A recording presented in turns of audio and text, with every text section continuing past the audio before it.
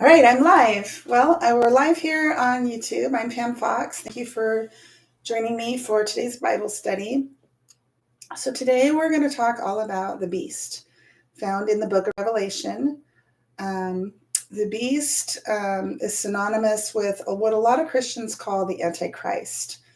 And so, we're going to be looking at the book of Revelation. We're going to look at what it says about this beast slash Antichrist. And while you won't see the word Antichrist or that phrase in the book of Revelation, we see it, this Antichrist mentioned by John, the author of the book of Revelation, in John book 1 and book 2, where he does mention the Antichrist. And before we get started, I just thought we would look and understand for a moment why Christians call this beast the Antichrist as opposed to calling him the beast, whereas some Christians do call him the beast. I call him the beast. But let's just look really quick and get an understanding of what we're talking about here before we get started and we go through the book of Revelation and we look at what the book of Revelation says about this beast. So the beast from the sea in Revelation 13 is often called the Antichrist. I'm just reading a Google search here as why do people call the beast the Antichrist? The beast from the sea in Revelation 13 is often called the Antichrist because it's a counterfeit Christ that opposes God and his people. So this word Antichrist, it means to be against Christ, be against Jesus, be against him, everything he stands for, what he says, the truth. To be against all of that is to be Antichrist. And anybody can be Antichrist. I could be, you could be. I mean, if I say that Jesus is not the Son of God, if I say that Jesus didn't come in the flesh, if I say that he didn't rise again, these would all be Antichrist statements. So anybody can be against Christ. So he's a the Antichrist because it's a counterfeit Christ. So all throughout Revelation, what you'll find when you're studying the book are counterfeits of God and what he's doing. Okay, so this Antichrist is a counterfeit of Christ. In other words, he's a fraudulent form of Christ or a copycat of Christ or someone who basically is going to say, forget about Christ. Look at me and what I'm doing. I'm basically better than Jesus, or, my plan is better than God's. And then you'll see like all these copycat kind of elements of the Antichrist as opposed to Jesus Christ. Okay, so the beast, I'm going to continue reading here. The beast has blasphemous names on his heads, while Jesus's robe and thigh are marked with King of Kings and Lord of Lords. So this is an example of an element of counterfeit or fraudulence, where we see Jesus, he's got this name written on him. And then we see this beast who also has names written on him. Jesus has names written on him. The beast comes along and says, I have names written on me too. The beast has blasphemous names written on him, whereas Jesus has King of Kings and Lord of Lords on him. The beast also appears to be healed from a fatal wound. This is another copycat element. Jesus died on the cross, right? And then he rose to new life. We're going to see this in the story of the beast, where he dies of a fatal wound and then he rises to new life. The beast wages war against God's people and demands worship. It's also, so this is an example of opposing God or being Antichrist. He wages war against God's people and demands worship. It's also called, he's called the man of lawlessness and the man doomed to destruction in 2 Thessalonians. And then examples of authority within the context of this beast. The beast receives authority from the dragon or Satan. We're going to see that in today's study. Whereas Jesus, remember, he received all authority from his Father in heaven, God. He received all authority from God. God sent him to the earth. God gave him a mission. God told him what his will was. So we're going to see that this beast is going to receive authority too, but he's going to receive it from this dragon or Satan. And he's going to have broad power over the earth, meaning he's going to have dominion. He's going to rule the earth for 3.5 years. He's going to have global kingship over the earth for 3.5 years. He's going to have authority. Again, it's copying Jesus, who is our authority. And then it goes on with some examples here. And then it also talks about the Antichrist being prophetically talked about in the Old Testament as well. But I don't want to talk too much about that. I just want to make sure we understand what we're talking about today when we talk about this beast. It's the Antichrist. It's the one who will rise to global power and be king of the whole world and have a 3.5 year kingdom, the reign of the beast. All right, so I want to look at this really quick before we get into it today. Just a few little technicalities. This word beast actually comes up 296 times in the Bible, so it's not a rarely used word. But you have to understand when you start to look and read, remember when you use your Strong's Concordance, you can tap on the word beast the first time it's used in the first chapter of Genesis, and you can show all the times it comes up in the entire Bible, this word beast. Now, of course, the Old Testament was written in the Hebrew. The New Testament was written in the Greek. So in the Old Testament, we have, we're going to see it's the word, I've already forgotten, Thyin or something like that. And then the word Therion in the New Testament. And then we also see the word Zoon being used. They're all talking about a living creature, a live animal. This word beast or these Old Testament Greek or the Old Testament Hebrew, the New Testament Greek uses these words in kind of different ways, but it's usually in the idea of a living creature, alive, or wild, like a wild animal. All right, so let's just look at a couple of these. Let's start in, because I really want us to understand what we're talking about when this word beast comes up and where it's used in the Bible and who it applies to. So the first time it comes up in the Bible, I'm going to put to my search.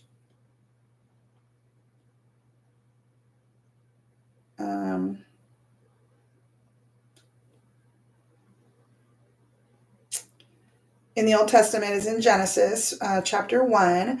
And of course, it's talking about creation and how God created. It says, and God said, let the earth bring forth the living creature. And this actually is the word beast, living creature. So if we look at it in our Strongs, the living creature, it is the Hebrew word kai. It's alive. It's to live. It's a life. It's a beast. It's alive. It's a creature. It's a living thing. Okay, God said, let the earth bring forth the living creature. It can be translated to the word the beast. And this is where he's creating animals. This is the context here, the creation of animals. Living creature after his kind. So it's talking about the living creatures they're going to be created by God, and then they're going to procreate after their kind. And then humans, God is going to make in the image of God, and they are going to procreate after their kind as well. So the living creature, beasts, after his kind, cattle, creeping thing, and the beast of the earth. So this actual word beast comes up here. It's the same word. It's the same word. We can click on it. Kai. Okay. Kai. 231 times in the Old Testament, living creature comes up. It's alive. It's wild. It's a living creature. And oftentimes it's simply talking about animals. All different kinds of animals. Now in the New Testament, the word beast comes up 65 times. Let's just look at the first time it comes up in the New Testament. It's found in the book of Mark, and it's talking about wild beasts, right? And then we see another word come up where the word beast is used in the New Testament. When you click on it, it's either going to be this word zoon, or it's going to be this Greek word therion, or this Greek word zoon.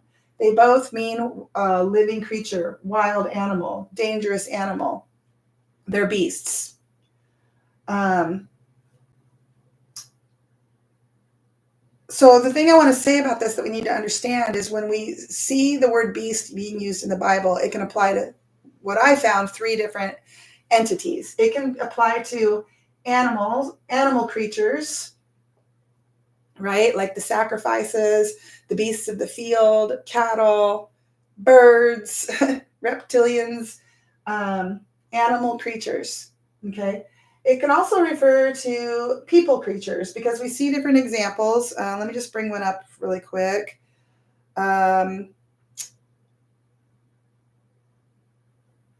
In Titus 1:12, it's talking about the Cretians. It says the Cretians are always liars, they're evil beasts.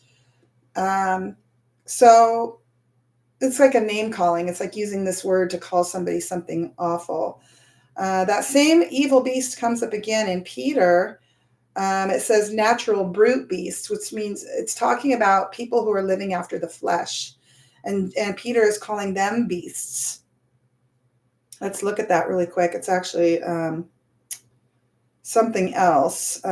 These, as natural brute beasts, if you go up to verse 10, it's talking about them that walk after the flesh in the lust of uncleanness. Them that walk after the flesh. So, Christian Doctrine 101, the Christians are meant to walk in the spirit and not after the flesh. This is a major concept as Christians that we have to understand. We are called to walk after the Spirit of the living God. Focus on the Spirit, live for the Spirit, seek the Spirit. And of course, we can do that by going into the Word and understanding who God is. And we walk in this life and we live this life with that focus and attention on the Spirit, as opposed to the flesh, which is what will happen if we're not seeking the Spirit. We'll just live to satisfy the flesh. Okay, and here he's talking about them that walk after the flesh in the lust of uncleanness. These as natural brute beasts, made to be taken and destroyed. They speak evil of the things that they understand not, and shall utterly perish in their own corruption, and shall receive the reward of unrighteousness, as they that count it pleasure to riot in the daytime. Spots they are, and blemishes, sporting themselves with their own deceivings while they feast with you, having eyes full of adultery, and that cannot cease from sin, beguiling unstable souls. A heart they have exercised with covetous practices, their cursed children, which have forsaken the right way and are gone astray. Remember, we're talking about people who live after the flesh. They don't live after the Spirit. They don't chase after the Spirit. They don't abide in the Spirit. They don't seek the Spirit. They don't aim to be obedient to the Spirit of the living God. They've gone astray. Verse 15, following the way of Balaam, the son of Bosor, who loved the wages of unrighteousness, but was rebuked for his iniquity. The dumbass, speaking with man's voice, forbade the madness of the prophet. That's a whole other story in the Bible. These are wells without water. These people, they're wells without water. Clouds that are carried with a tempest. They're like a tornado or a hurricane, destructive. To whom the mist of darkness is reserved forever. For when they speak great swelling words of vanity, that is, people who live after the flesh and not after the Spirit.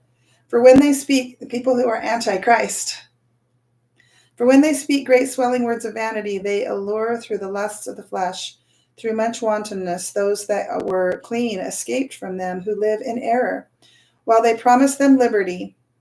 Okay, people who live after the flesh, they promise others liberty or freedom. Freedom through what? Through living after the flesh, setting yourself free, being who you are, doing what you think is best. This is living after the flesh, following the flesh of yourself, as opposed to setting your eyes on God and following Him. While they promise them liberty, they themselves are the servants of corruption. For of whom a man is overcome, of the same he is brought into bondage. For if after they have escaped through the pollutions of the world, through the knowledge of the Lord and Savior Jesus Christ, they are again entangled therein and overcome, and the latter end is worse with them than the beginning. Right? How it all works out for anyone who is antichrist is not good. They're doomed.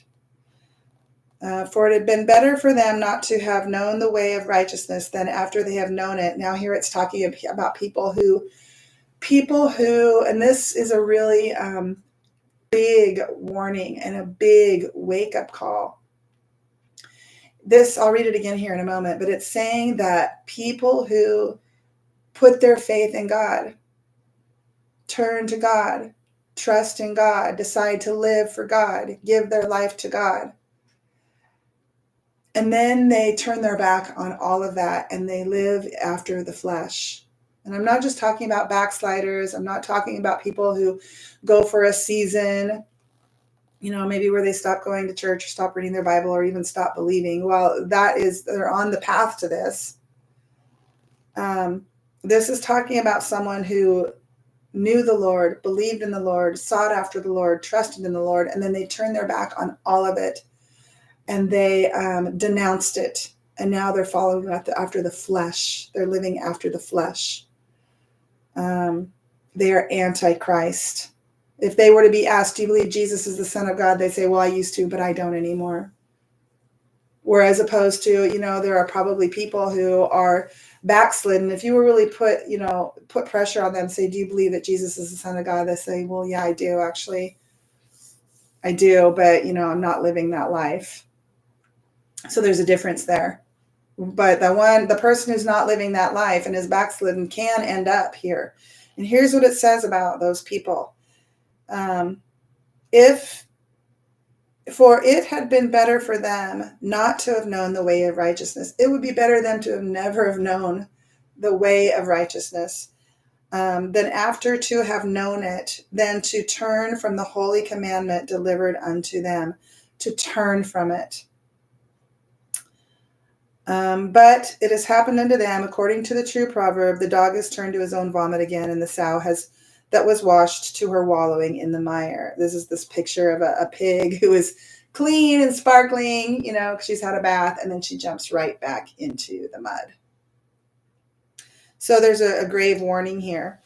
So I just thought I would go over that really quick. The idea here is this word beast in the Bible does apply to animals first and foremost, but sometimes it applies to people creatures. That is, people who have denounced God and are living after the flesh. They are natural brute beasts. Natural. They're living after the flesh, the natural flesh, as opposed to allowing the Spirit of the living God to come in and transform them. And then it's also applied to angelic creatures. So we see in the book of Ezekiel as example, it talks about these 4 living creatures. It's the same word. It's this thayin. It's the Hebrew word beast. Okay, it just translated to living creatures. It's talking about beasts. They're angels. They're angels. They're in Ezekiel. That's pretty clear. And then in Revelation, we see this beast come up more times. It takes up the bulk of this 65 times. The beast comes up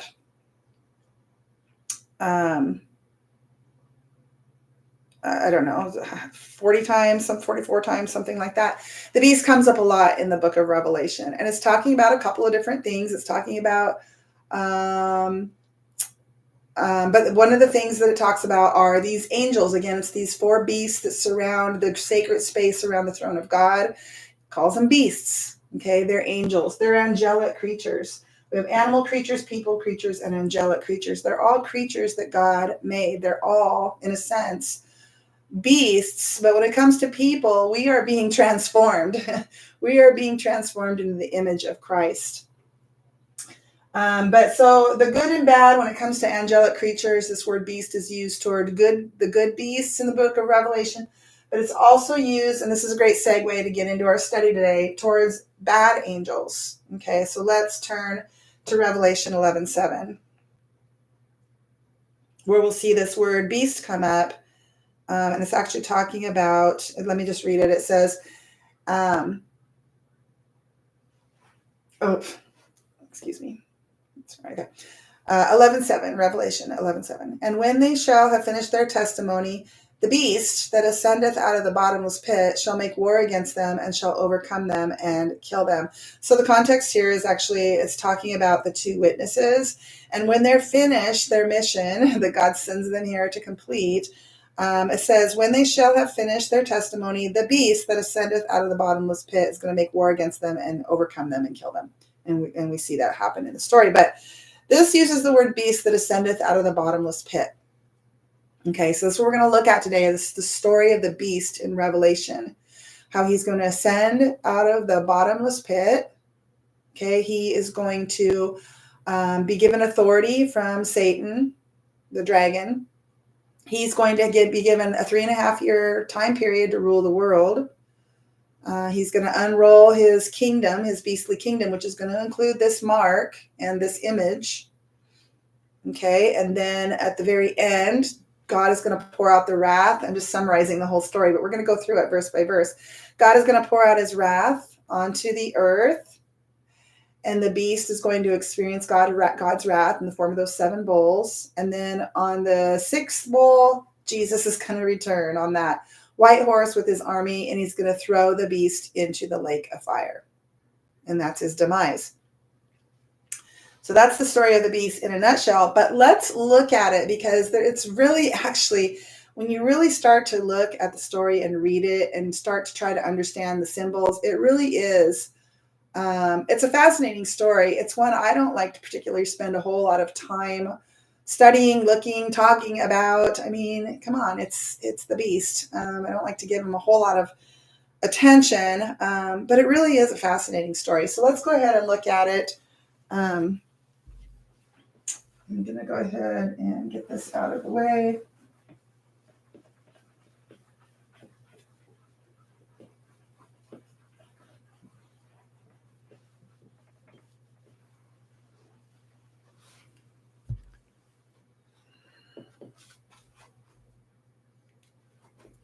There we go. Focus. Is it focused? Yeah. Okay. All right. All right. So let's begin in Revelation 9, verse 11. This is the first introduction to this beast in the book of Revelation. It says, and they had a king over them. It's talking about these locusts that are in the bottomless pit. It says they had a king over them, which is the angel of the bottomless pit, whose name in the Hebrew tongue is Abaddon, but in the Greek tongue his name is Apollyon. So we just looked at this verse in Revelation 11 that talks about how the beast is going to rise from the bottomless pit. And here it's telling us that in the bottomless pit, there's a host of what calls locusts, which I think is a symbol for fallen angels down there. And they have a king. And the king of the bottomless pit, his name is, in the Hebrew tongue, it's Abaddon, and in the Greek tongue, it's Apollyon. I think this is, doggone it.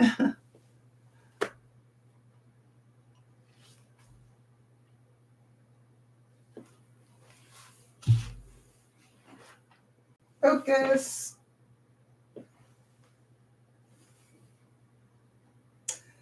I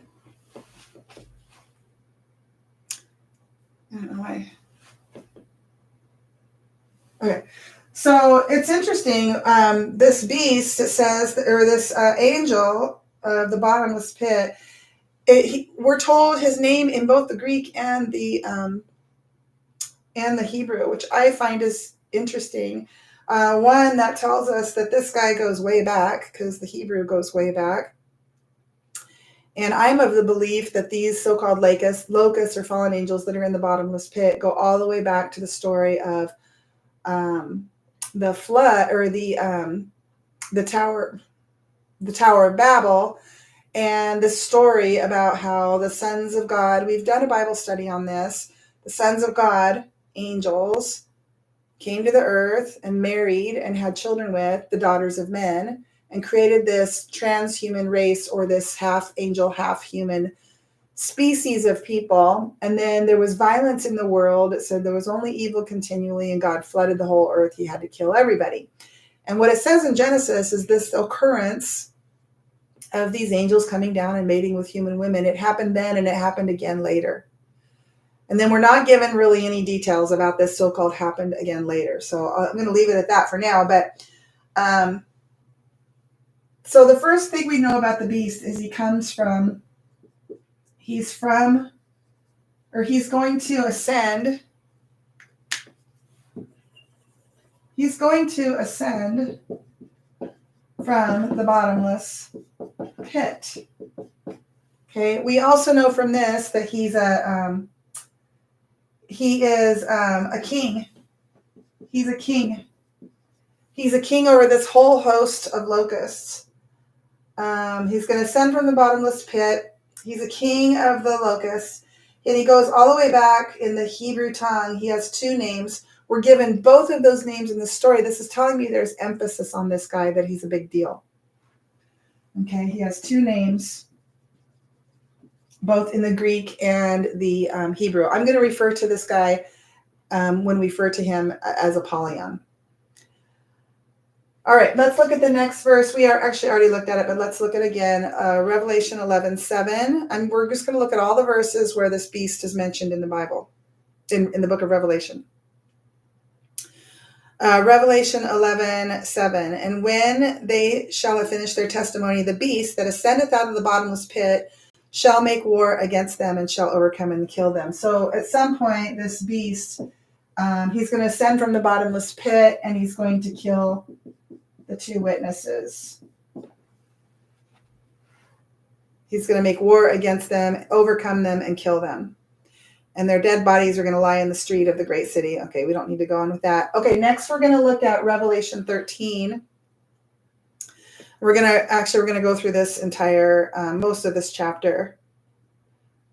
And this is the story that John is telling when he first gets to see kind of the story of the beast. All of the details about the beast, kind of like when I did my Bible study about the harlot, and all the details we are given about the harlot. Here in chapter 13, we're given details about this beast in symbolic form nonetheless, but we are given details.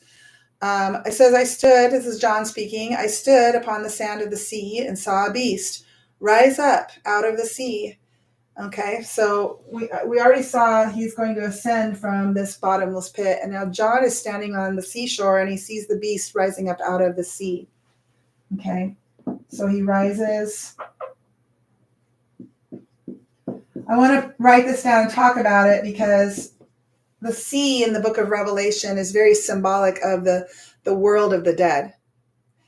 It's not, I don't think it's necessarily like Sheol and Hades. It's the sea. It might be Sheol, but that bad section of Sheol, it's the place of the dead. We see in several instances in the book of Revelation this idea of the sea being symbolic for the place of the dead, and then the land being symbolic of the land of the living. So that's something we first have to understand about this. John sees the beast rise up out of the sea, which tells us that whoever this beast is, he's rising to life. He was dead, and he's going to rise to life, which we're going to see later. It's going to expound upon that. Okay, so he rises from the sea or from the death, right? This is resurrection imagery here, him rising from the sea. And it says he rises up out of the sea, and he has 7 heads and 10 horns, and upon his horns 10 crowns, and upon his heads the name of blasphemy. So I know that's a lot here, and we're not going to get into this right now. We're going to further expound upon it as we go. So he sees this beast, and he's got, 7 heads, 10 horns, and upon the horns there were 10 crowns. Let's keep going. And upon his heads the name of blasphemy. So blasphemy. Remember, when Jesus returns in the book of Revelation, he's described as having on his thigh the name King of Kings inscribed there, Lord of Lords. And here we see the beast.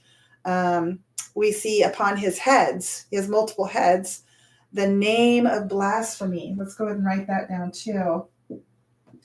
Upon his heads, the name, what does that mean? The name of blasphemy. Well, it's like what we were talking about before. Blasphemy. I don't know if I spelled that right, but yeah. It's like what we were talking about before. It's this idea of Antichrist. It's this idea of being against God. The name of blasphemy upon his heads.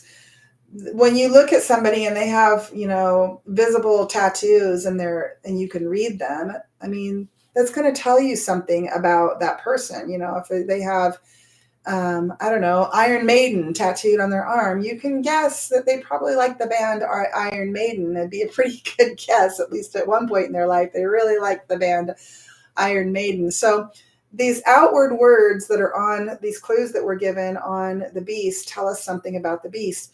It's the name of blasphemy. And remember this, the harlot also had the same upon her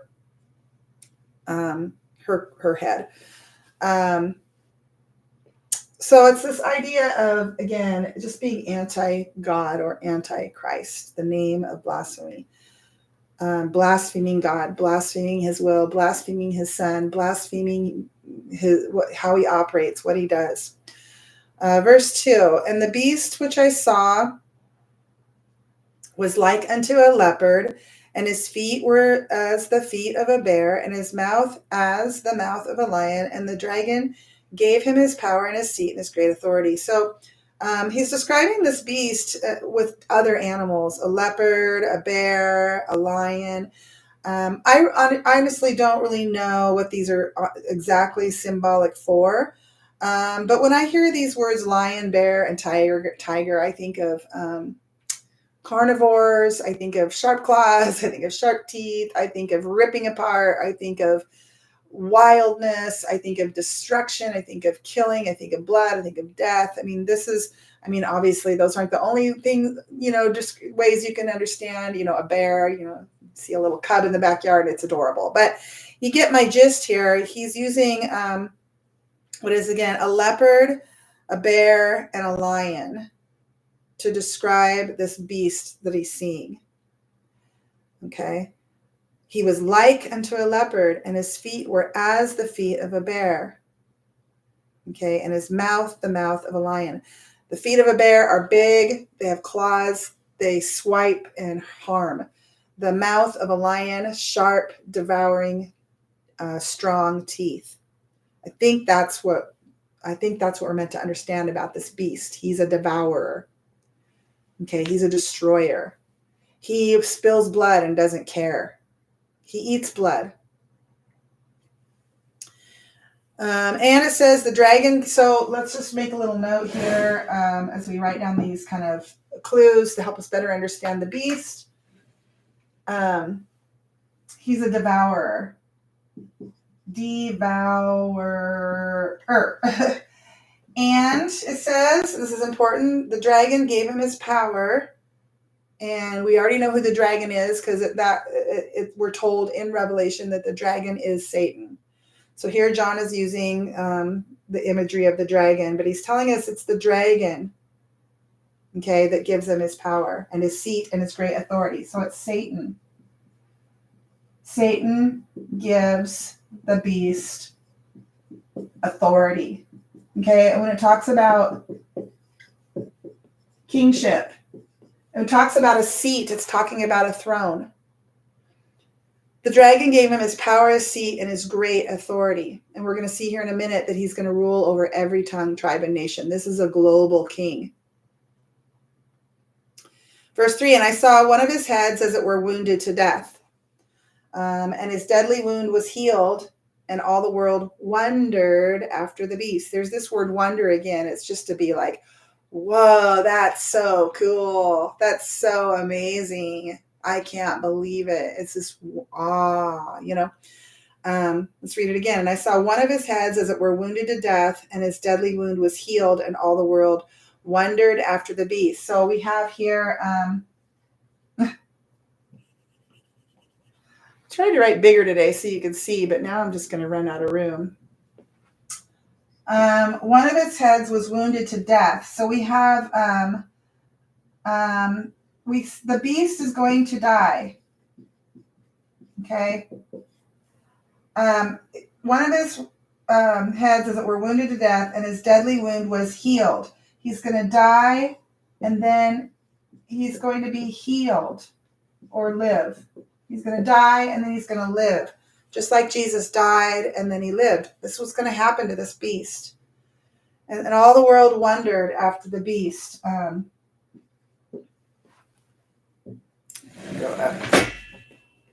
All the world wondered. All the world. Okay, these are the earth dwellers. They're going to wonder after the beast. That's why it's so important for God to get as many people out of the world before this guy rises to power.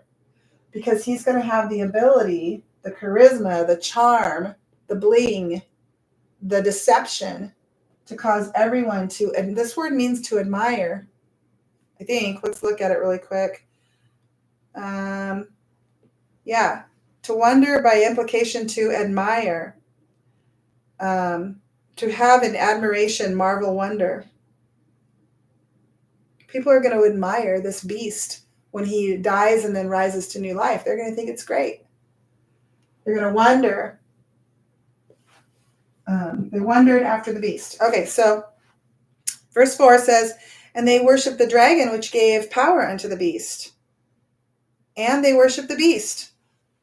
So they're going to wonder and they're going to worship the beast and Satan, those who dwell upon the earth when he rises to power. Again, it's so important that God get as many people out of the world as he can. We know there is going to be a group of people that's not going to fall for this stuff. That's those victorious survivors. They worship the dragon, which gave power unto the beast, and they worship the beast, saying, who is like unto the beast, and who is able to make war with him? This question, there's two questions here. Who is like unto the beast? They're basically saying there's no one like him. He's marvelous. He's the best. He's amazing. There's never been anyone like him. There never will be any. Who is like unto the beast? And then it says, who is able to make war with him? In other words, they think that there's no one that can come up against him. No one good enough, no one strong enough, no one powerful enough. That's how amazing he is. Who is like unto the beast? Who is able to make war with him? They love this guy. Verse 5, and there was given unto him a mouth speaking great things and blasphemies. Remember, he is given his power, the beast, by Satan. Just like Jesus was given authority and power by his Father, God. There was given unto him a mouth speaking great things and blasphemies, and power was given unto him to continue 42 months. So he has a mouth that can speak great things and blasphemies. So when we think about blasphemies, we think about, hating God and hating Christians, hating the Bible. He's going to say things, and the people that are deceived and easily deceived are going to agree with everything that he says. They're going to think it's great. Yeah, it's those lousy Christians. Good thing they're gone. Good riddance. And if there's any more of them, let's get rid of those too, and then we'll be set. He was given a mouth speaking great things and blasphemies. This great doesn't just mean good. It means big. He's really going to say a lot. Great things and blasphemies. And the power was given to him for 42 months. This is how we know he's going to have a 42-month reign. Okay, 42 months. Verse 6, and he opened his mouth in blasphemy against God, to blaspheme his name and his tabernacle and them that dwell in heaven. This is the beast. He's going to speak blasphemies against God. Everything he says is going to be anti-God. And to blaspheme his name, right? And his tabernacle, which is his house, his dwelling place, heaven itself. Well, tabernacle is the area that God is in, the house of God. He's going to blaspheme that. And them that dwell in heaven, which there's going to be a lot of people dwelling in heaven when he rises to power. Almost all the believers will be in heaven at that point. Even all of the people today, let's say this happens next year. Not this, but let's say the rapture happens next year. And then after that rapture happens, there's going to be a massive conversion to belief in Jesus after that. And then all those people are going to die and they're going to go up. And that's that multitude that we see in heaven. So even if a person today is not believing in God, following after God, serving God, faithful to God, it doesn't mean they won't be later. Okay, so when it talks about them that dwell in heaven, it's going to be a massive amount of people. And this beast is going to talk about them and he's going to blaspheme them. I don't know what that means. Maybe he's going to lie about them and say, they were the bad guys all along. Good riddance. Thank God they're gone. I mean, I don't know. He's going to tell lies. We know that because he's a liar. Okay, so he blasphemes them that dwell in heaven. Verse 7, and it was given unto him to make war with the saints. So we know that there's still going to be saints on the earth when he rises to power. We know that because it says so here, and we know that because later it talks about those victorious survivors who are alive and remain unto the coming of the Lord, who are going to be caught up in that reaping to meet him in the air. Those who didn't take the mark and didn't worship the beast. It was given unto him to make war with the saints and to overcome them. And power was given him over all kindreds and tongues and nations. So here there's a couple things this is talking about here. It was given unto him to make war with the saints. So he's going to war against anyone that's left that's considered a saint, a follower of Jesus. He's going to be given the authority and the power to do so. Okay? And we know from Revelation he's going to kill a lot of Christians during the reign of the beast. In fact, we're even told that the ones that were beheaded, we're told in Revelation that they are going to rule and reign with Christ during the 1,000-year reign. So he's going to make war with the saints. He's going to overcome them, at least the ones that he kills, the ones that he imprisons, the ones that he tortures. He's overcoming. He's going to overcome them. Okay. Of course, there will be victory for those victorious survivors. He might overcome them for a season, but they will have their hapazo, right? They're catching away. They're going to be caught up to meet him in the air when the Lord comes in that reaping that we see in Revelation 14 or 15 or 14, right? To reap the earth, for it is fully ripe. He says, and power, still in verse 7, and power was given him over all kindreds, tongues, and nations. He's going to war against the saints, and he's going to have power over all the earth. When it talks, anytime we see this phrase, and we see it many times in the book of Revelation, it's very clearly talking about a global situation. It's very clearly talking about all the people of the earth, sometimes with the exception of the Jewish people, because they're this is talking about Gentile people, anyone other than Jews. But this could include Jews as well. Over all kindreds, tongues, and nations. Okay. The beast is going to have power over all the nations and all the people, all the earth. All right, let's move on to the next board here. Number 12. Verse 8, and all that dwell upon the earth, we did a whole Bible study on these earth dwellers, okay? This can include fallen angels, it can include demons, it can include members of the synagogue of Satan, which could include fallen angels and people. All that dwell upon the earth shall worship him. Okay, so the earth dwellers, remember I call them those who dwell upon the earth, doots, are going to, they're going to worship the beast. They're going to worship the beast. Okay, we're not talking about some kind of watered down, occasional, yeah, I go to church once in a while, I worship, I believe in God. These guys are going to be faithful, loyal, worship, give anything, give everything, do anything for the beast. All that dwell upon the earth shall worship him, whose names are not written in the book of life of the Lamb slain from the foundation of the world. To me, and we've talked about this before, I think this is is letting us know that it's talking about people who aren't considered what you and I would consider people, right? Because their name isn't written in the book of life from the foundation of the world, right? Their bloodline can't be traced back entirely to Adam and Eve. So I'm talking about hybrid people who are part angel, partially human, partially angel. Their name is not written in the book of life from the foundation of the world. That's when God created Adam, the foundation of the world. Okay, their name's not written in that book. Their family tree doesn't trace back perfectly to Adam. Everyone's family tree traces back to Adam, but at some point for some people, there was that mixture of angelic DNA or whatever you want to call it. But these earth dwellers, they're going to worship the beast. Their names are not written in the book of life from the foundation of the world. Now, I don't know that these so-called, transhumans are the only ones that are going to worship the beast. I think real humans are going to worship him too, unfortunately.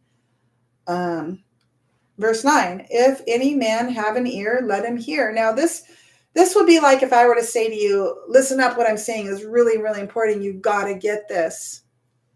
That's what John is saying here about what he's talking about. If any man have an ear, let him hear. And then he goes on.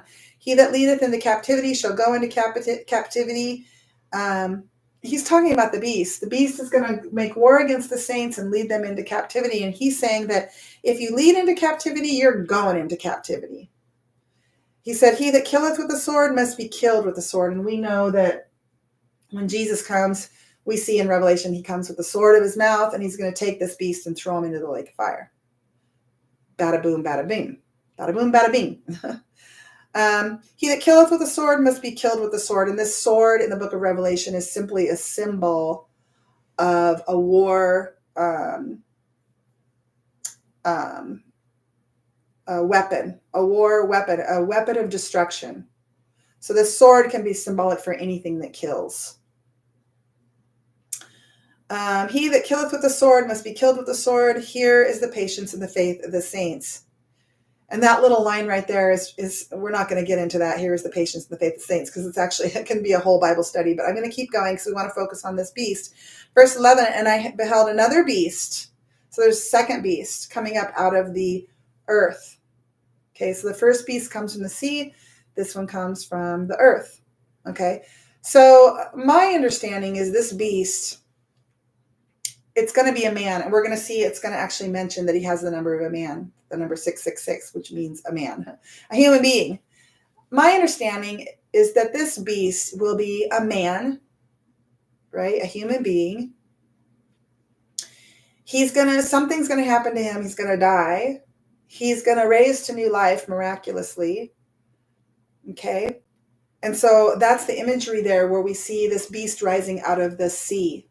He's going to die. He's going to be in the sea, the place of the dead. And then he's going to ascend from the sea. He's going to rise. The second beast, he says, I beheld another beast coming up out of the earth. Okay, so I think this beast, it doesn't say he has the number of a man, but he comes up out of the earth. So I think he's going to be a man that's already alive and ticking on the earth. And he's going to become this first beast. He's going to become his second-hand man, his sidekick. What many Christians call the false prophet. In fact, I think that is in Revelation, this idea of it being a false prophet. I beheld another beast come up out of the earth, and he had two horns like a lamb, and he spake as a dragon. So again, he's going to be given the voice of Satan, the second beast. He's going to speak the will of who he follows, which is Satan. Verse 12, and he exerciseth all the power of the first beast before him. So they're in cahoots. Okay, the second beast, he exerciseth all the power of the first beast. So it'd be kind of like, this is the idea of a steward, where a steward is given all authority by their master. Okay, the second beast is going to exercise all the power of the first beast before him. Okay, so the second beast is kind of like, I don't know what you would call it. I think of it as second in command to this beast, or like a vice president, which is kind of a bad description, because the vice president, I don't know that they exercise all authority of the president. They really don't, but but they do take over if the president, were to be assassinated or something like that, and then they would exercise all the power. So, but you get the idea here. He exerciseth all the power of the first beast before him. So they're the same in a sense. And he causeth the earth and them which dwell therein to worship the first beast, whose deadly wound was healed. So it mentions again that this beast is going to have a deadly wound. He's going to die, and then he's going to live. And the second beast is going to exercise all power of the first beast. He's going to cause those who dwell upon the earth to worship the beast. Okay, so that he's gonna cause the earth dwellers to worship the beast, the first beast.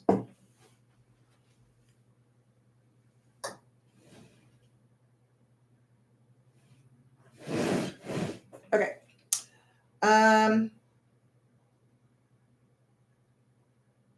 Verse 13, and he doeth great wonders. We're talking about the second beast now.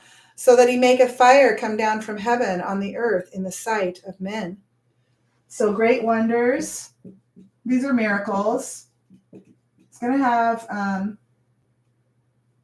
he's going to have great power, great spiritual, supernatural power. And God, of course, is going to allow all of this. Verse 14, and deceiveth them who dwell on the earth, those earth dwellers, whether fallen angels, demons, transhumans, or, regular humans. Many of them, most of them, I would say, are going to be deceived. And deceiveth them that dwell on the earth by the means of those miracles which he had power to do in the sight of the beast. So if this were a movie, I would picture this beast, seated on his throne, and he's got this sidekick, this second beast, who can do all these miraculous things there before the beast, and the people watch, and they're like, whoa, these guys, they're something else. And they worship the beast. And then it says that they, that is the earth, those who dwell upon the earth, they should make an image to the beast, which had the wound by a sword and did live. Now, this, again, I'm not going to get into this. This right here is a whole nother Bible study, but we're going to keep going and look at these descriptors about the beast.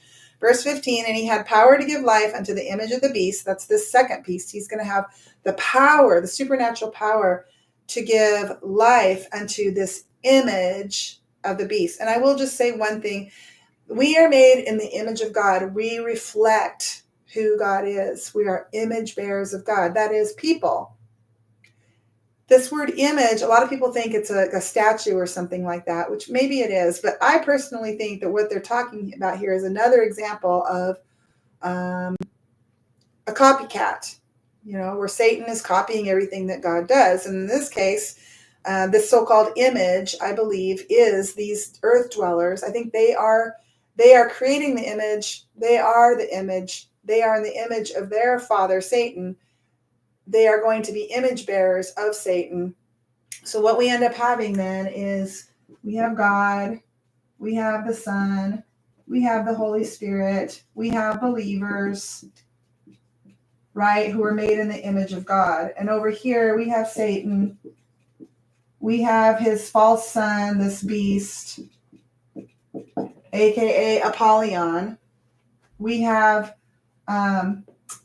the second beast number 2, the false prophet.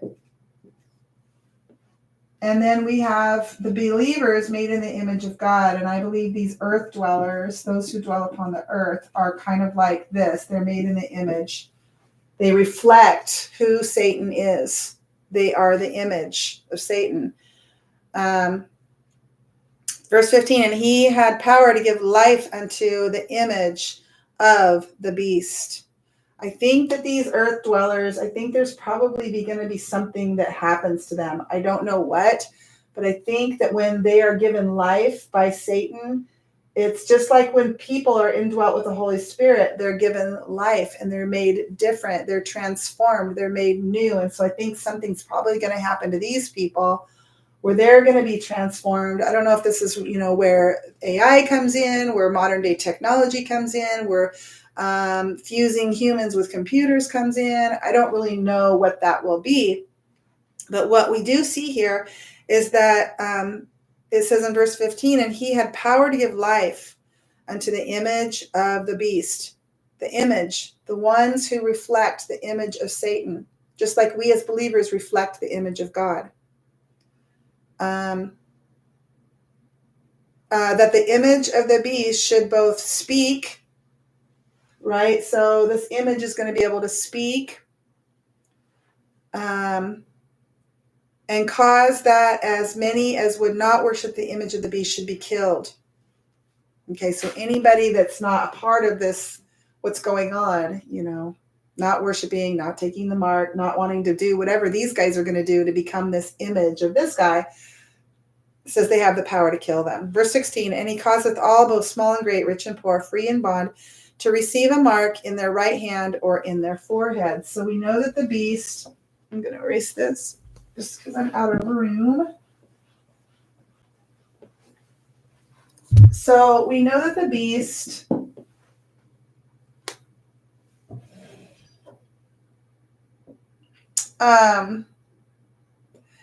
is going to cause all, both small and great, rich and poor, free and bond, to receive a mark in their right hand or their forehead. So this is the mark.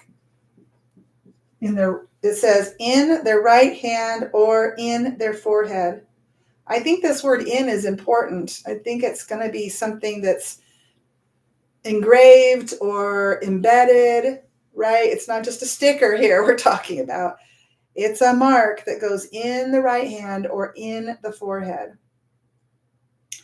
And he says, he causeth all, small and great, rich and poor, free and bond. Everyone's got to take this mark, right? It says that no man might buy or sell unless he has the mark, the name of the beast, or the number of his name.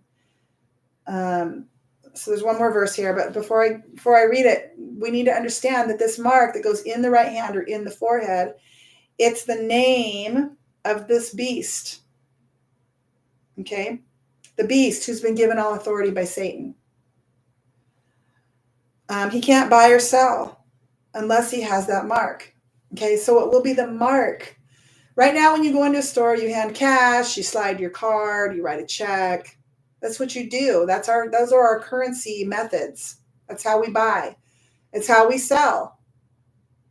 Right? So if I have a business and I don't take this mark, I can't sell. I lose my business if I don't take this mark because I can't make any money. And I can't go out and buy anything like food because I don't have the mark. You can't buy or sell. This is a really big deal. This is a huge incentive and a huge, more like a persuader or coercion, right? It's one of those things. You got to do it. I mean, there are going to be people who don't, but it's a very powerful persuader. It's a very powerful coercion. Having the ability to buy and sell being taken away if you do not obey. That's huge. But it's how he's going to take reign of the whole world. It's how he's going to have that control. Because once you take that mark, it means you're obedient. Even if you think in your heart, well, I'll take the mark just so I can buy or sell. Taking the mark means you belong to who has the name of the mark. And it means you worship that which has the name of the mark. So when it talks about here, he causeth all, both small and great, rich and poor, free and bond, to receive a mark in their right hand or in their foreheads, and that no man might buy or sell except he that has the mark, the name of the beast, the number of his name. This is a really big deal.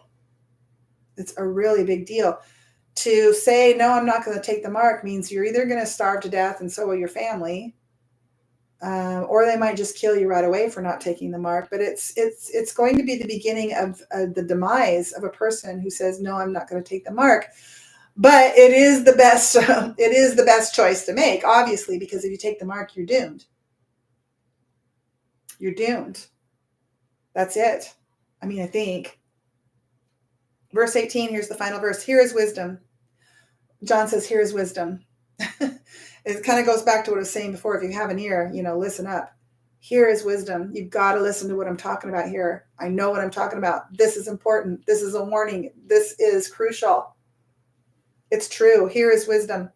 Let him that hath the understanding count the number of the beast, for it is the number of a man. His number is 666. So this beast has a mark, and it's the number of a man.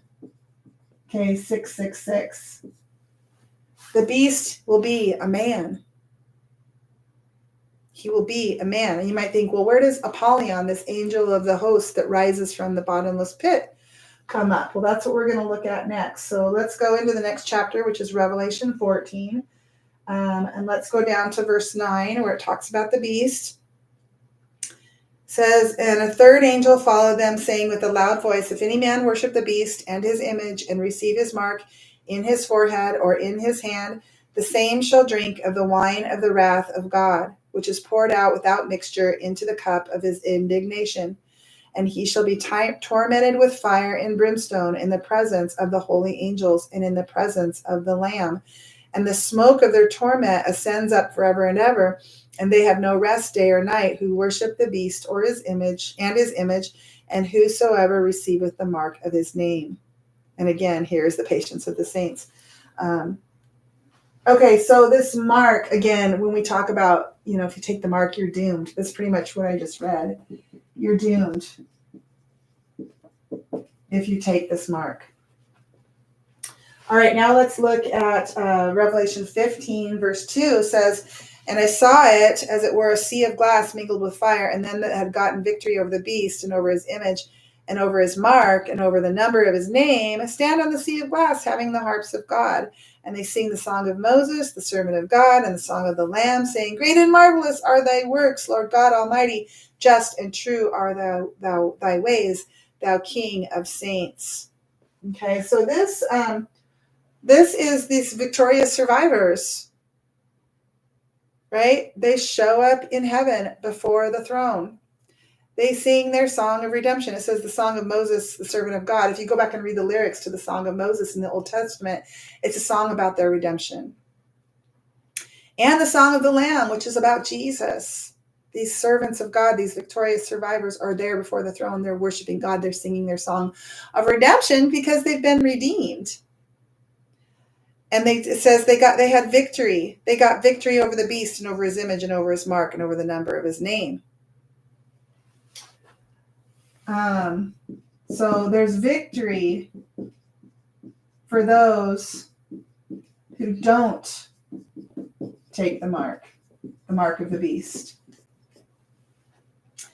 All right, now we're going to look at chapter 16, verse 2. It says, and the first went, these are those 7 bowls, the wrath of God, which we just read about in the last verse, pouring out the wrath of God, right, on those who take the mark. Here it is. This is the way it goes. The first went and poured out his vial upon the earth, and there fell a noisome and grievous sore upon the men which had the mark of the beast, and upon them which worshipped his image. Let's go down to verse 10. And the 5th angel poured out his vial upon the seat of the beast. This is the seat of the beast, is the idea of the throne of the beast, where his headquarters are. Could be his house, his castle, his headquarters, main headquarters, whatever, his seat. The 5th angel pours out the vial upon the seat of the beast, and his kingdom was full of darkness, and they gnawed their tongues for pain. Okay, so the seed of the beast is going to receive that wrath poured out, and the consequence of that is going to be darkness. Darkness there during the 5th pouring out of God's wrath. And then we go to chapter 17. Let's start in verse 3. Again, I'm just following this word beast through the Bible, through the book of Revelation. Revelation 17:3. So he carried me away in the spirit. John is saying he's being carried away in the spirit. And this is what is happening in this story. He goes here, he goes there, he goes up, he goes down, and he sees all these different things taking place. He gets carried away in the spirit into the wilderness. He says, and I saw a woman sit upon a scarlet colored beast, full of names of blasphemy, having 7 heads and 10 horns. So this is when John sees the harlot actually above the beast, right? She's above, she's riding, she's above the beast. But then he's going to destroy the beast. We've already did a Bible study on that and rise to what we're reading about here is world dominion. Let's go down to verse 7 through 17. The angel said to me, wherefore didst thou marvel? I will tell thee the mystery of the woman and the beast that carrieth her, which hath the 7 heads and 10 horns. The beast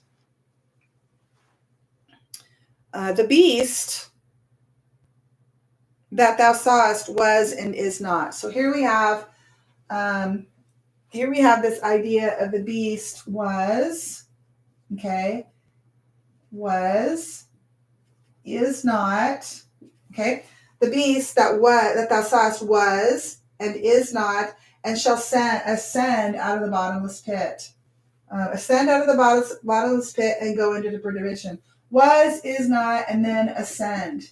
And again, it's from the bottomless pit. Now you might be thinking, I thought this was a man. Well, how is this fallen angel, king of the angels, Apollyon, a fallen man? Or how is he and this man the same person? And again, I don't really know the answer to that. I don't know how it works. But what we see time and time again is this. We're talking about a man, but we're also talking about this Apollyon when we're talking about the beast. They're all the same guy. They've been given authority by Satan. They're not the devil. They're not Satan, this beast. They're given authority.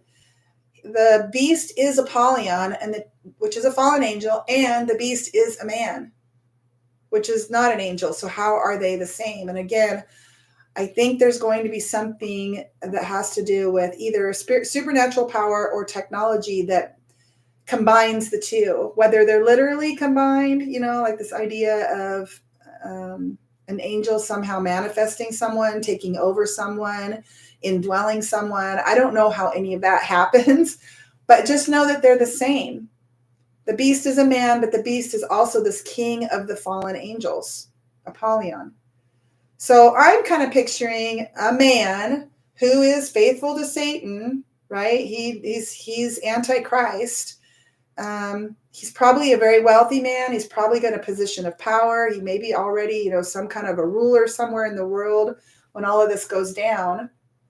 He's chosen by Satan to become the beast so that Satan can give him authority and do his will through him. But there will be something to do with this Apollyon and this man. They'll be bound together somehow. And I really don't know what that looks like or what that is. But just know that they're the same. He was this man. He's going to die. He is not. That's the death.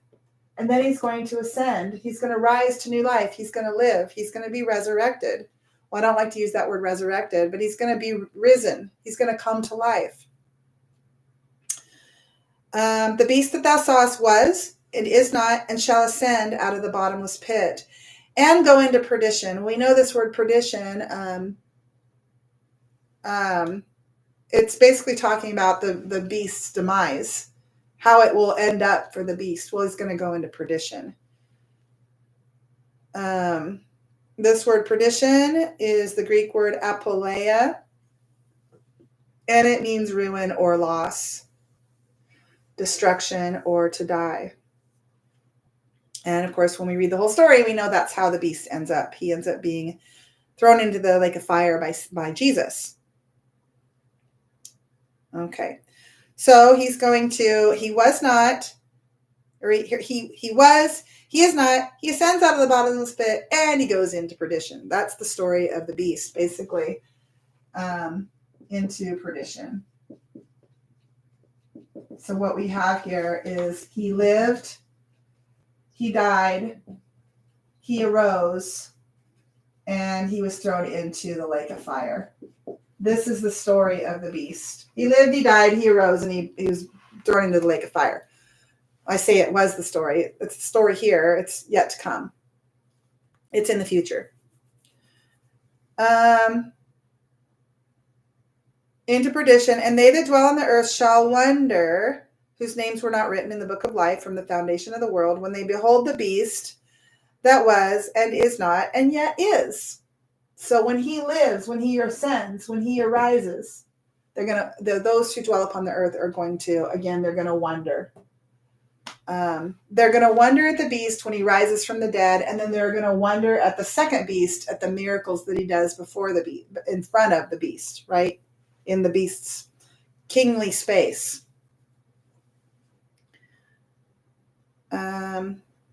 Okay.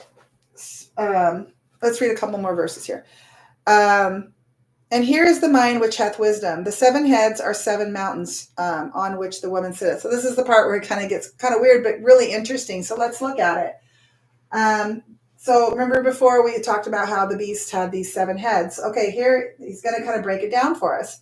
Here is the mind that hath wisdom. The 7 heads are 7 mountains. So let's just draw this out here really quick. 1, 2, 3, 4, 5, 6, 7 mountains. You see that? The 7 heads are 7 mountains on which the woman, that's the harlot, she sits on these 7 mountains. She sits on them. That is, she reigns, the harlot. Okay, and a lot of different people will say, you know, kind of what they think of what these mountains are. I'm just going to tell you what I think. I think these different mountains are empires, right? Because we're going to see here that 5 are fallen. 5 of these mountains are fallen at the time that John is being given this vision. So 5 of them are fallen. So when we think of empires, I mean, there are many empires in our, you know, our history, right? In our world history. At the time that this was written, we had different empires like the Roman Empire and the Egyptian Empire, and I don't know, Assyrian Empire. There were different empires that had fallen, right? That the harlot was in control of, but yet they had fallen. Let's look at this, verse 10. It says, and there are 7 kings. So each of these 7 mountains has a king, right? Each has a king. I'm just putting little K's here.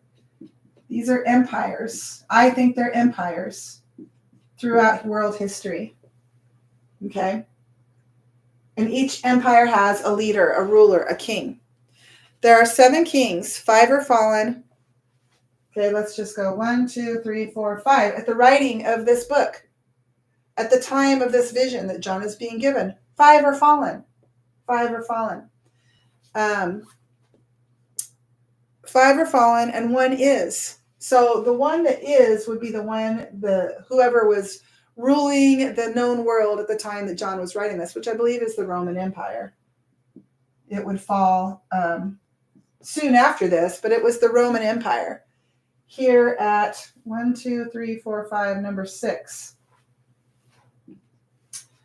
There are 7 kings, 5 are fallen, and 1 is. That's the one that's existing at the time of the writing of the book of Revelation. 1 is, and the other is not yet come. So the 7th empire is a future empire. Okay? And when he cometh, that is this future empire with the future king, when he cometh, he must continue a short space. And the beast that was and is not, even he is the 8th and is of the 7th and goeth into perdition, which already told us that. But okay, so there's going to be an 8th empire. And this beast that we're talking all about here, it says that this beast that is and or was and then was not and then came back and all of that, the one that is, and let's see. It says, and the beast, verse 11, and the beast that was and is not, even he is the 8th. Okay, so there's going to be, here at this 7th empire, a king, okay? And then there's going to be another king here, and it says they're the same. So this kingdom is going to go down. Okay, the Roman Empire already went down. This kingdom is going to have a king that reigns for a short space. It's going to go down, and then that same king that was and is not and ascendeth is going to rise and be the king of this 8th empire. So there is a man, the way I understand it, who will rise to great power, and then he's going to be killed, this man. But he's going to come back to life, and when he does, he's going to be king of this new empire, this new kingdom, which is the beastly kingdom. Okay, I hope I did okay on that. That's kind of a hard one to teach on, it's with all of these symbols. Here is the mind which hath wisdom. The 7 heads are 7 mountains on which the woman sitteth, and there are 7 kings. Okay, there are 7 kings of these 7 mountains. 5 are fallen. 1 is, and the other is not yet come. And when he cometh, he must continue a short space. And the beast that was and is not, even he is the 8th, and is of the seventh, and goeth into perdition. We're talking about the beast. It's the beast that is going to go into perdition. He's going to be destroyed eventually. That's the end of the story of the beast. He goes into perdition. Verse 12, and the 10 horns which thou sawest are 10 kings, which have received no kingdom as yet. So remember, this is prophetic for the end times. It's prophetic for the end.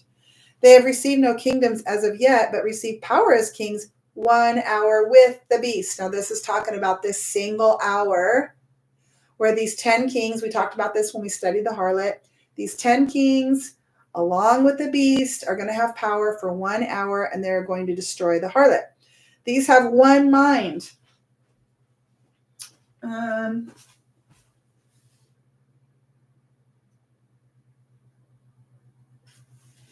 Sorry, I just had some notes over here I wanted to check out really quick.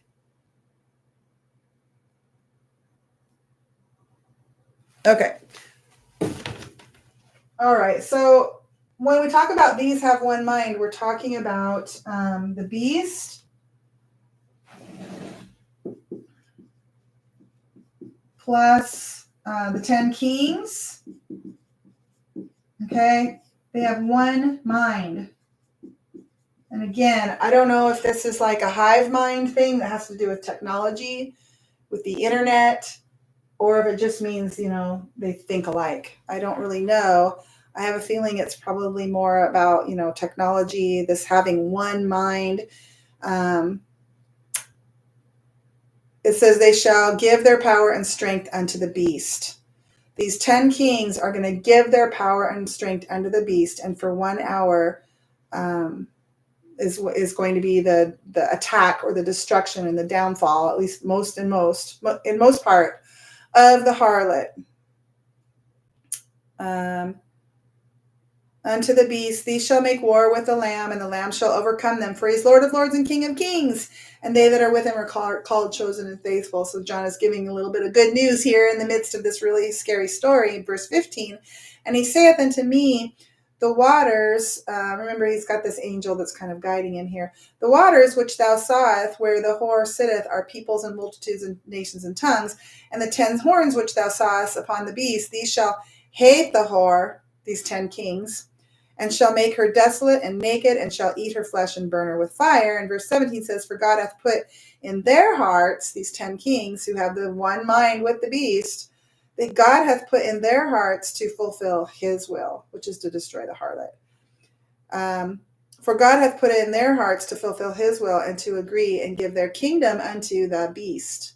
These 10 kings are going to give their power and authority to the beast. Remember, he's going to control all nations until the words of God shall be fulfilled. Okay, so now I want to look at Revelation 19, verse 19 and 20. We're almost done here, which is good because I got to leave for work in like 3 minutes. 19. And I saw the beast and the kings of the earth, okay, and their armies gathered together to make war against him that sat on the horse and against his army, and the beast was taken. He's going into perdition, like we were told. The beast was taken, and with him the false prophet that wrought miracles before him, with which he deceived them that had deceived the mark of the beast, and them that had worshipped his image. These both were cast alive into the lake of fire, burning with brimstone. So the beast and the false prophet, there at the 6th bowl, when Jesus comes on that white horse, there's a big battle of Armageddon there. The beast has his army, Jesus has his army, and he just takes them and throws them in the lake of fire. At least that's what we're told. We're not told really any other details of that battle other than he's going to kill everyone else with the sword of his mouth, and then a whole swarm of birds comes in and devours their flesh. So there's that. Okay, a couple more verses here. Chapter 20, verse 4 says, and I saw thrones, and they sat upon them, and judgment was given unto them, and I saw the souls of them that were beheaded for the witness of Jesus. These are people during the reign of the beast. Remember, the beast is going to make war against the saints and kill them. Some are going to survive, obviously. They're going to be those victorious survivors that are alive and remain unto the coming of the Lord, who are harpazo. They're caught up to meet him in the air. But for these guys, it says, I saw the souls of them that were beheaded for the witness of Jesus and for the word of God, and which had not worshipped the beast, neither his image, neither had received his mark upon their foreheads or in their hands, and they lived and reigned with Christ 1,000 years. But the rest of the dead lived not again until 1,000 years were finished. Okay, so there's that. And then the last one I want to look at is chapter 20, verse 10. And the devil that deceived them was cast into the lake of fire. This is at the very end. This is Satan himself after the 1,000 years. Remember that he's gonna come back on the scene for a little while and deceive people. There's going to be another battle. And then in verse 10 it says, the devil that deceived them was cast into the lake of fire and brimstone, where the beast and the false prophet are, and shall be tormented day and night forever and ever. So what I've done here today is just put the word beast into my search function, and then every place it came up in the book of Revelation, we just looked at all of the verses so that we can better understand who this character is and what the story is about this beast. So basically, I did a little summary at the beginning. This will be a man, and I don't think we have to worry about, some innocent, unknowing, dude that Satan just picks to be his prodigy. It's going to be someone who's already on that path. I think someone who really cares about vanity and wealth and power and fame and doesn't care about people at all, and will do, lie to them and say whatever it takes to get them kind of on board and in line and all that kind of thing. It'll be someone like that, someone already of great wealth and great power, I'm thinking, maybe in a position of rulership or leadership already, that will be chosen for this. And of course, I'm sure whoever it is, already has been chosen, but it's going to be a man, and he's going to die, and then he's going to raise to life. And when he does, that it will be this coming up out of the sea, is coming up out of the place of the dead, because he was dead. And then there's going to be some kind of merging with this Apollyon who rises up from the bottomless pit along with all of those locusts, and locusts come to devour and to destroy. Okay, which is what we know about the beast. He's like unto a leopard, and he has the claws of a bear, and he has the face of a lion. He is a devourer, a destroyer, a blood drinker. And so this beast will rise to power, somehow merged with Apollyon, this man and Apollyon. The beast will have his 3.5 year reign. Then comes the wrath of God poured out, right after that reaping, the second coming of our Lord, coming on that white horse with his battle, and the beast goes into perdition. So that's the story of the beast. I hope everyone had a really wonderful Thanksgiving. My prayer for you all is that God will give you and your families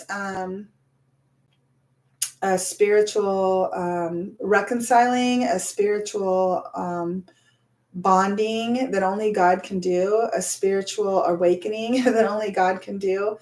I just pray for you and your families that God would be in your midst and really be working in you and your families to a place of greater unity and love for God and love for each other. Let's pray that for you right now in the name of our dear Lord Jesus. And until we meet again, thank you so much for watching, and God bless.